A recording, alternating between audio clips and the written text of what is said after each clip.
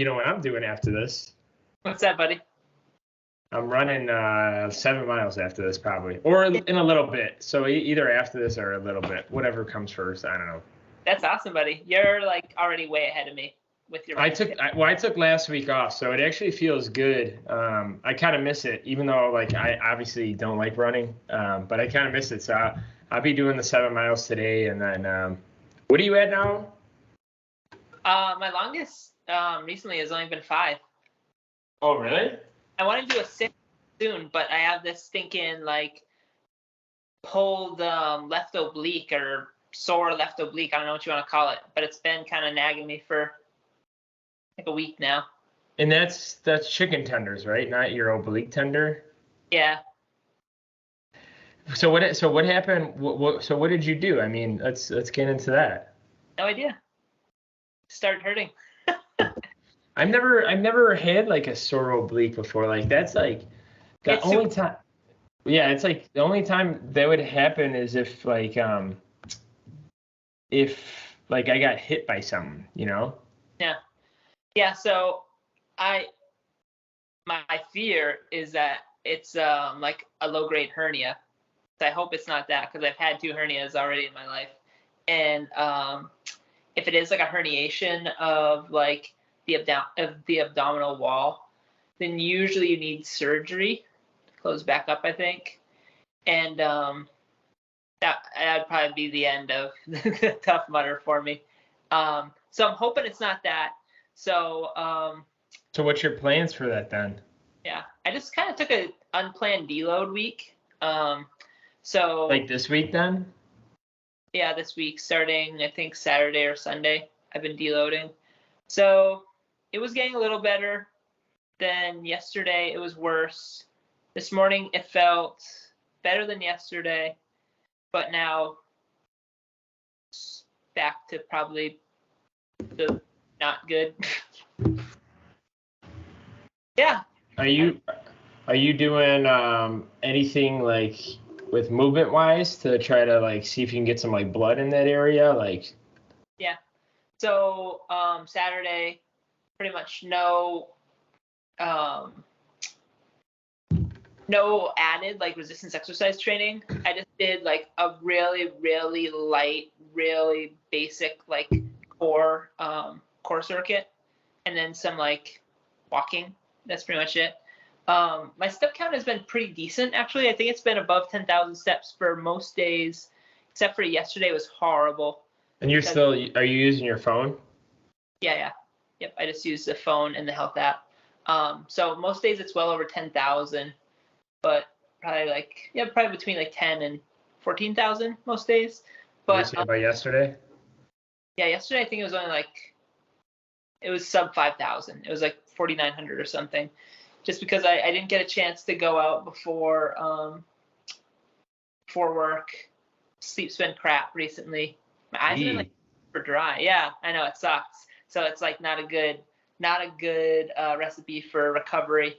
And let's see what else. Yeah, work has just been like super stressful recently.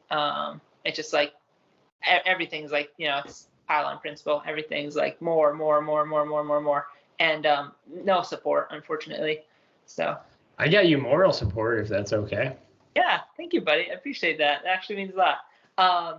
So yeah, the stress has been high, crappy sleep, and then I'm like, I guess you technically say like in an injured state. So it's literally like the worst recipe for recovery. Life could be worse, but it's not the best recipe for recovery. So real quickly, like I don't know if you were at that point, but I feel like I've been to that point before, and if anyone else can recall like being like this, like where work was so stressful or is stressful to the point when you get to the gym and you're working out and your mental is like not there at all. Like you're just there to be there.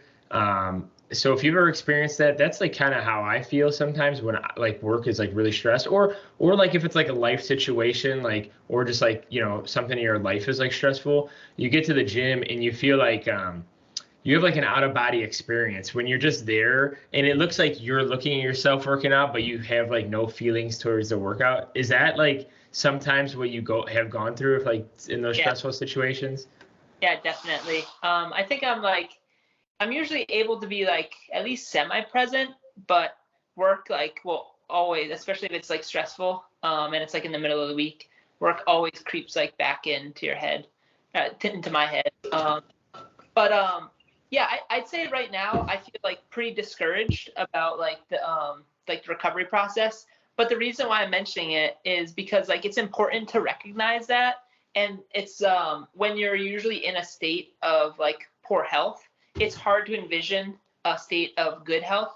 But it's important to continue along your plan, whatever it is, towards better health, because it is along the horizon. It just, you don't have like a preset time for when you'll get there. But typically if you're taking those productive steps, so like, I mean, if you're trolling yourself, for example, if you're like, yeah, smoking cigarettes is going to help make like my cardio better, it's like, probably not.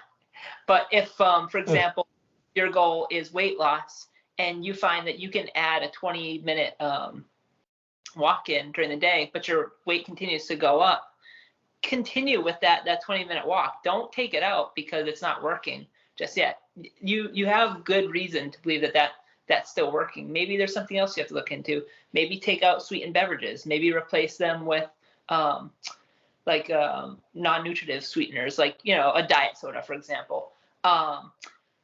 So what I'll probably do is the thing that's like within my control has been meals recently, trying to get like high quality protein in at like multiple feedings throughout the day. So like most days I get like 4 or 5 protein feedings in, and try and get as close to like that 1 gram per pound of body weight. So around like 170 grams of protein for me. That is within my control, and that's what I've done a pretty solid job on. So I'm trying to focus on that in regards to like recovery and not like overdo things as well. So I'd say it hasn't gotten like substantially worse. So I'm going to continue to stay the course. Last night I actually slept pretty decent. I always know that I sleep like crap when my eyes get like super dry. I don't know, something about like stress, not sleeping very well, and my eyes are just like super dry, so I'm just blinking all day, and all I can think about is sleep. So slept okay last night. It seems like whatever I did in the gym today, which was a deload session, but I might have overdone it because I was trying some different things. Like I was trying some like rotation, anti-rotation drills, some stability drills with like suitcase carries with just like 20 pounds, 40 pounds, nothing super heavy. And then I did super light and like stayed pretty far away from failure, like below like or above 5 RIR. So I had more than 5 like reps in the tank of assisted pull-ups and assisted dips. That was it. And I was in and out in like 25 minutes this morning. But I kind of feel like right now I might have overdone it. But I won't know until tomorrow when I wake up, see how I feel, reassess the situation, and go from there. But yeah, I wanted to mention that like I'm in a little place of like discouragement right now, but that's okay. And like you might be in that place too. And it's important when you're in that state to stay the course. Or if you find that you might need to pivot to add something, try something different, that's okay too. I'd say just be conscientious. Like for me, it's been literally less than a week since I've like kind of got this strain. So sometimes like these things just take time to heal. Antoine spent like the better part of a year trying to rehab his like shoulder and like his like upper back issues. And like, look at him, he's freaking beasting now. So I'm obese. Not obese. He did exactly what he needed to do, and it worked out really well for him. So yeah, it's important to either stay the course, or if you feel like you've spent a considerable amount of time, it's not working, maybe pivot to something else. But yeah, keep up like the hope that you'll get into that condition of better health. Just buy some KSM 66 on Amazon. See if that helps your sleep. Some ashwagandha. There we go. You know what's funny? Ever since we like talked about it first, like you and I don't know if we talked about that podcast or just in general of our other conversations, but they're starting to make energy drinks with ashwagandha in there. Yeah, or it could be, yeah, as I said, I think it was an energy drink or a seltzer, like a flavored seltzer, like obviously like 0 calorie seltzer, like a La Croix or ginger ale. Like, oh, ginger ale has calories unless you get a diet ginger ale. Pretty much a seltzer water. But either way, I'm. It's so funny how ashwagandha is getting like a more popularity supplement. The only thing is, like I think the drinks I was looking at, it's still kind of.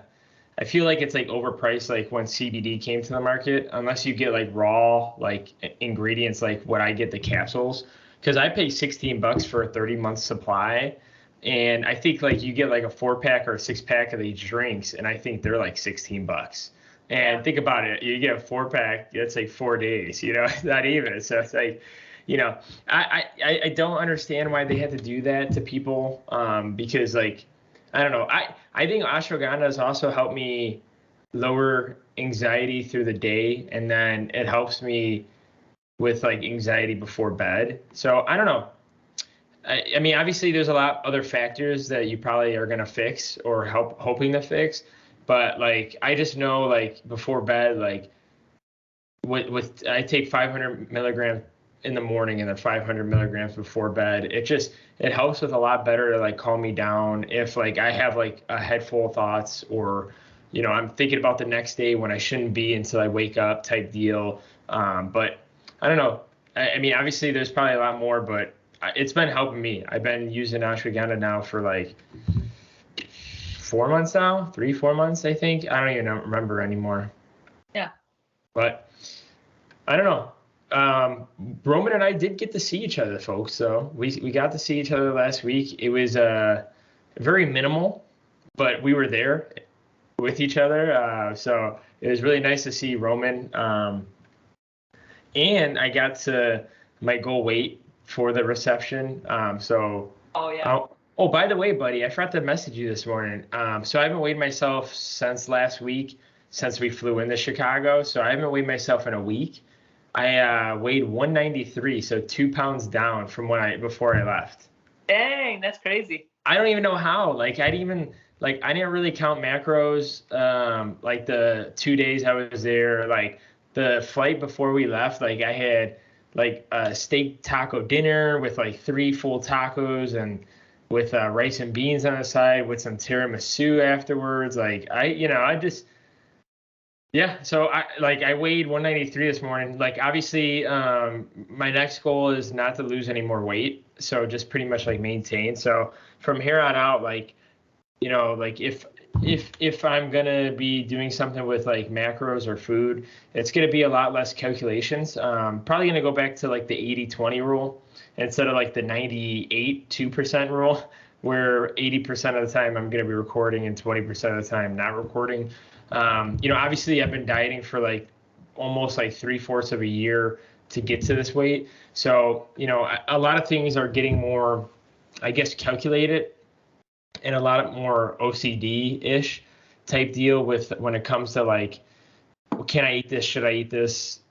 Will I eat this type deal? So, it gets to the point where, it kind of hinders like, relationship to food / relationships to the people you're with, because you don't want to be like that person that's like, well, I can't eat that because there's cheese on it and my fat goal is already at its top. It's like, so I'm getting back to the part where I'm more chill on that. Obviously, with me running the 1 day of the week, and also I'm running more. So I mentioned in the beginning, I'm running 7 miles today. So obviously my body's probably going to be able to handle that food anyways if I like slightly increase macro. So we'll probably see. I probably will increase like calories, maybe like 100 or 150, like nothing too drastic.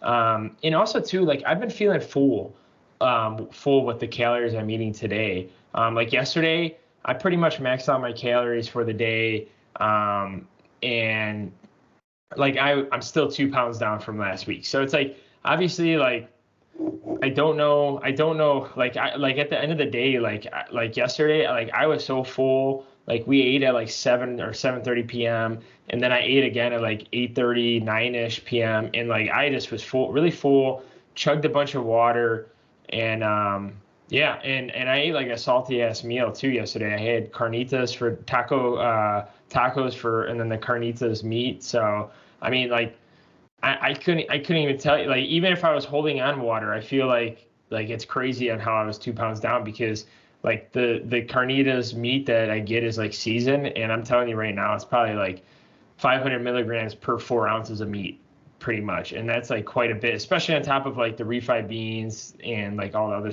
like salt, like hot sauce I put on it. So yeah. What's your step count on average usually?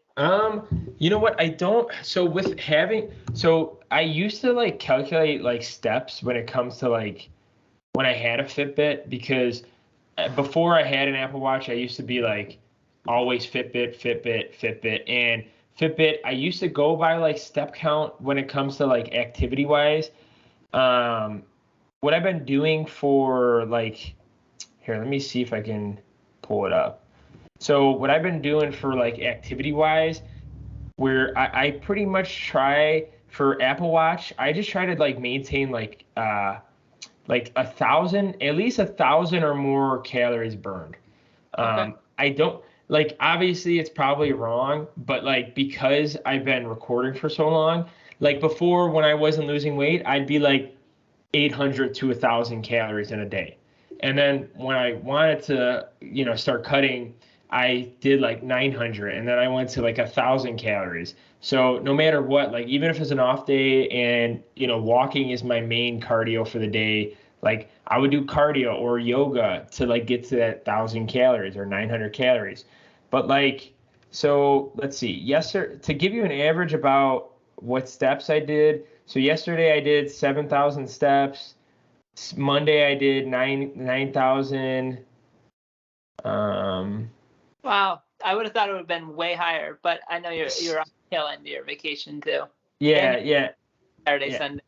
Yeah, so Sunday was 9,500 steps. But like, yeah, it's like, well, I'm looking at the week before we left. I'd say, yeah. I mean, I'd say it's just under like under 10,000 steps. Like I'd say 7 to like 10,000 steps on average. I'm trying to look.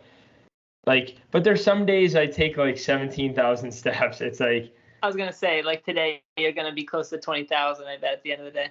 oh yeah, and it's like, and and like I said, if I had a Fitbit, I'd probably go by like step count. But like with this, I'm more, I don't know what it is, but I feel like the calories thing for this is more accurate. And I've had this Apple Watch now for like, I'd say 2-3 years. So I've been just going off that and just getting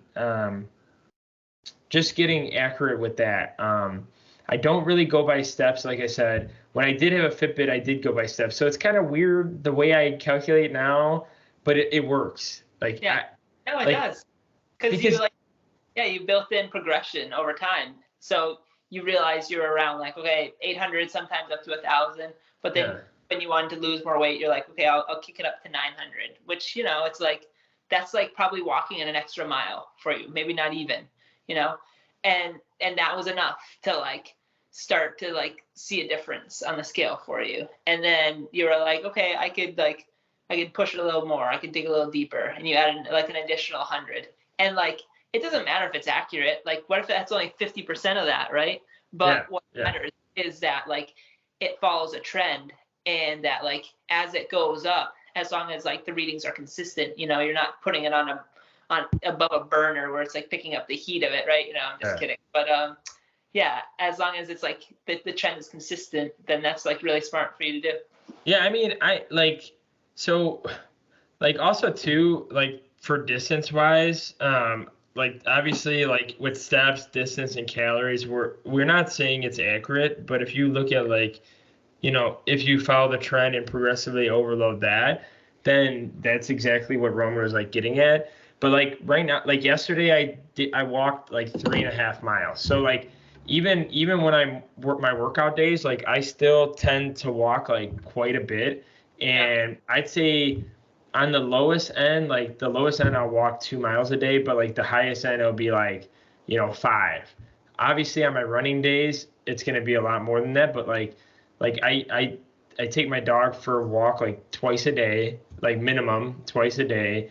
And then like the days that we're off working out, like if it's not me running, like if it's like a Saturday and we're off working out, it'll be like 5 to 8 miles.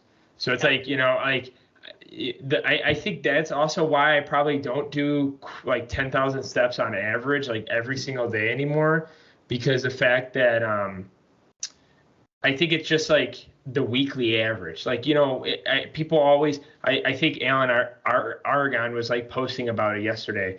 When people are trying to lose weight, they'll look at daily fluctuations and they get stressed out. Whereas if you look at weekly and monthly fluctuations and like monthly average or weekly averages, that's when you're going to see consistently when it comes to like losing or gaining weight. So like if I take 6,000 to 7,000 steps every day, and then I run 7 miles on Wednesday, and then I walk 5 to 8 miles on Saturday, if you took all those steps, it probably could equate to like 10,000 steps a day, or it could equate to 12,000 steps. I'm in that period where I'm running right now, and like the walking thing doesn't seem like it's too much of a, troublesome to like get the most out of my day, because I feel like I do quite a bit on my feet. Yeah. Does that make sense? Yeah, definitely. Yeah. So either way, Roman saw it. Roman saw the Gainz on last Friday. I fit in the suit. Did the suit fit okay, buddy? Dude, actually, that's I meant to like mention this to you, but I either forgot or didn't have a chance. I was like, it's so funny. So there's this comedian. He passed in 2014, but his name was John Panetta. He's a bigger guy. He had a lot of issues with weight. But he was like really trying to get after it towards the end of his life. Unfortunately, he tragically died from a heart attack. But he would talk about like his weight loss journey and everything. And he'd say like, people are always coming up to me and saying, John, I can really see it in your face. And he's like, what, was my face the size of a manhole cover before? But so yeah, I was like, when you came over and hugged me, I was like, I could see it like in your face, like the amount of like, weight loss and whatnot. You know how like you can like for dudes you get more like structure of the face and whatnot. I was like, damn, buddy, for Gainz. So I was really my buddy's sister. So when I'm a little bit heavier, like obviously like what Roman was saying, like my weight goes to like my face, and you could tell like when I'm naturally like bigger during whatever like weight gain I'm at.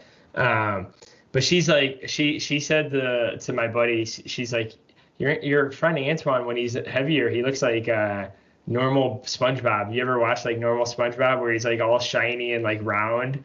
No. Like that? Yeah. So like, yeah, you like, so it's like, I don't know, I guess my face gets like really like, circular and like, shiny, because like the pounds are there, and you're just more glossy when you're a little bit heavier, I guess you would say.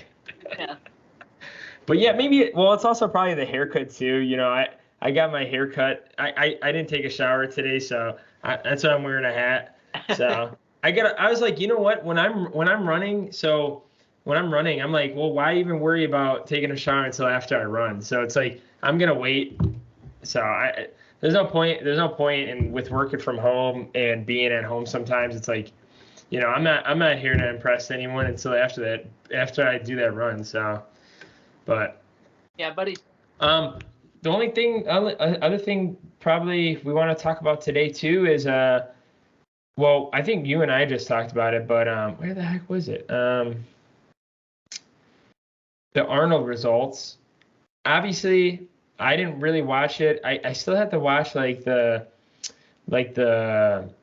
actual like, I guess, summed up of what happened, but. What I saw was Brandon Curry won first place for men's bodybuilding. Yep. Right? Yep.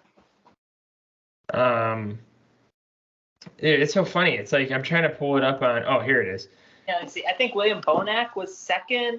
Man, I kind of forget because I'm starting to mistake the Boston Pro Show with Arnold as well. Yeah, I'll name off like the other classes though too. So men's open was Brandon Curry number 1. Classic physique was Terrence Ruffin. Fitness was Ariel Cador. Figure was Sydney Gillen. Pro wheelchair was Gabriel and Julia. Men's physique, Aaron Banks. Bikini, L'Oreal Chapados. And wellness was Isabel Nunez. So does Chris Bumstead doesn't do Arnold's, right? He only does like Olympias. He only does the Olympia, yeah. Yeah, I was gonna say I think he would have probably won, right, if he was in there. Oh yeah. He Terrence is like in unbelievable shape, but he blows freaking Terrence out of the water. It's so I mostly got this from I think Nick's Strength and Power, but it does seem that for classic physique that the judges as well as like the general like structure of the weight classes for classic physique, they tend to favor taller people. It's probably because the fact that they probably are basing this off like Arnold, right? Yeah, I think so. Holy cow, Terrence Ruffin's only 5'5". I know. Isn't that crazy? So pretty much like Chris Bumstead's just gonna blow everyone out of the water unless whatever happened to what was his name? Started with an S. Oh. He used to be in classic. Chris Bumstead's 6'1", so he's like an inch shorter than me. Okay. Yeah. He's like 6'1"? I thought he was like 6'3" or 6'4". I don't know. That's what Google said. It's probably wrong. Yeah, I know. It's so funny when you look that stuff up. You like look up their weight, and then like you just watch the recent like YouTube update, and they're like, oh yeah, I'm at 240 or whatever, and it says like 217. It's like okay, whatever. Yeah, there was a guy that was in classic physique. He had like Sadiq. Whatever happened to him? Oh, he's I think he's gonna make a comeback to. He's gonna try. I actually saw something on Instagram about that recently. Shit. Let me go to my Instagram real quick, because I might be able to find more info there. I think he's coming back. I think he's planning to do a show, so that he can qualify for the Olympia. So Sadiq is 6 foot tall according to Google, plus or minus 1 to 2 inches. But like, think about that. Like, it's like, what if he comes and tries to do classic physique? I think that would be really good, because he's if anything, if I feel like him and Chris Bumstead are probably like kind of close to each other when it comes to like competition wise because of how they're built.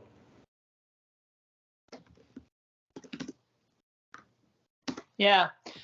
Shit. I could have sworn I saw something about him because I want to. Yeah. Okay. Hadzovic or something like that. Yeah, Hadzovic. Yeah. Because I wanted to mention Ramon and Urs Kauczynski or something like that. He looked freaking unreal. Sadiq Hadzovic. I'm gonna send you this if I can post. But obviously he could have been trolling about like getting back into it. Where did I see this? Oh, maybe I don't follow him. I could have sworn I saw something.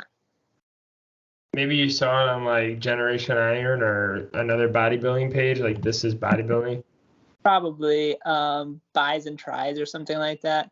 Anywho, yeah, he freaking looks but this guy he did really well in the Olympia, but Ramon he's freaking got an unbelievable physique. What is his name?